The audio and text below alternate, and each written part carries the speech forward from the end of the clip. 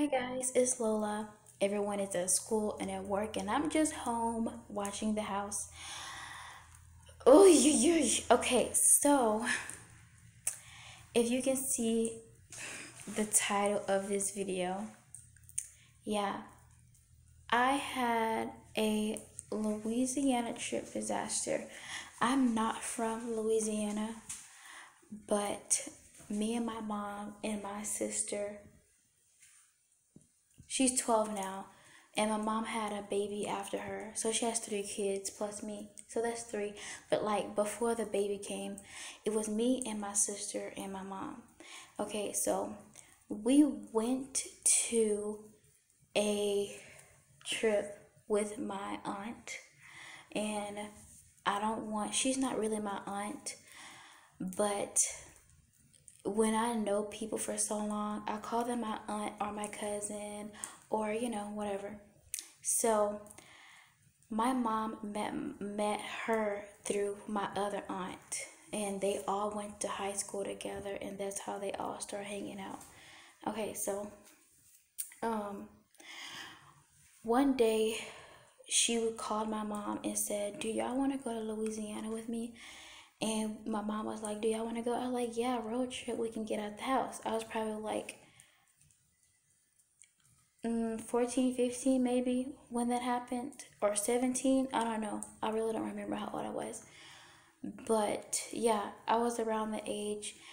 And so we got packed and we went to her house. We spent one night over there because after the next day we were going to start driving.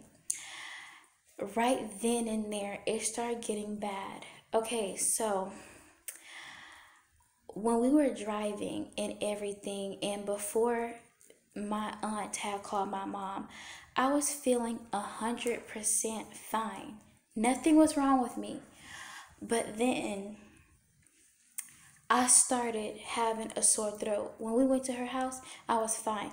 But then, as soon as everybody laid down and went to sleep, I started getting like a sore throat. And I was like, oh my gosh, I had strep throat. So, when I put water down my throat, it opens up and I feel better. Then it clogs right back up. So, I had trouble sleeping that night. And then I woke up, everybody woke up, and I told my mom that I had strep throat and my throat was hurting. I almost said my stomach, but my throat was hurting. So my auntie gave me some antibiotics, and then I laid down until I felt better. Then I got dressed, and then we was getting ready to leave. Oh, and she also had kids too. So yeah, and like so we got ready. We went to the store, got a couple of snacks, and got everything that we needed. Every time I film, someone's texting me like, "Gosh." Okay, so we got what we needed from the store. We peed. We did everything we needed before we start taking a long drive. When it got dark, around 10 or 9 o'clock, her car started messing up. We were on the side of the road for a couple of hours, and she called her friend to come get us to take us the rest of the way. Um, then, before they came to get us, I started my period. That wasn't my first time starting my period. I'll tell that story time next time. But that wasn't my first time starting my period. I already knew what to expect because, yeah. But I started my period. And so we were by some woods.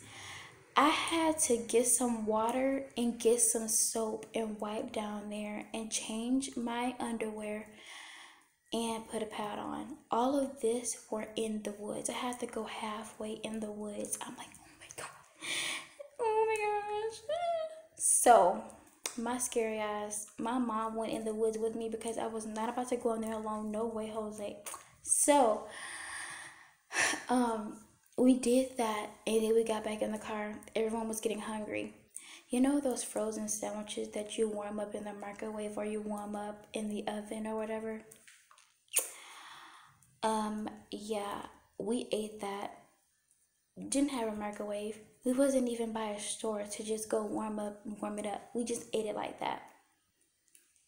It was disgusting. I couldn't do it, so I just ate leftover chips. So yeah. And then Couple hours later, her friend finally came. We got in the car. I had to put something down before I sat down because, like I said, I was on a period and I didn't want to bleed through their car. So he took us to the house. We finally got there. I got in the tub and took a shower, a real bath shower, you know. And then everybody was chilling, having fun, talking, introducing each other. Then everybody ended up going to sleep. That night was sort of kind of fucked up, but it was okay. It wasn't as bad as these nights that I'm about to tell you, because we stayed 10 nights there, and that was the worst 10 nights of my life. And I'm pretty sure that's why my mom and them stopped talking. I don't know when they're gonna start talking again, but like, I don't blame her. So the next night, it wasn't so interesting. So let's jump in to the nights that it got all crazy. Okay, so one night, the couple of nights after that, I went to sleep. I was in this living room where it's like a couch bed. You can pull the couch down and it have a bed. My mom and my other sister, my mom and my sister were in the guest room. And like, I couldn't sleep in the other bed next to them because my aunt was in that bed. And I was like, okay, it doesn't matter. I'll just sleep up in the living room.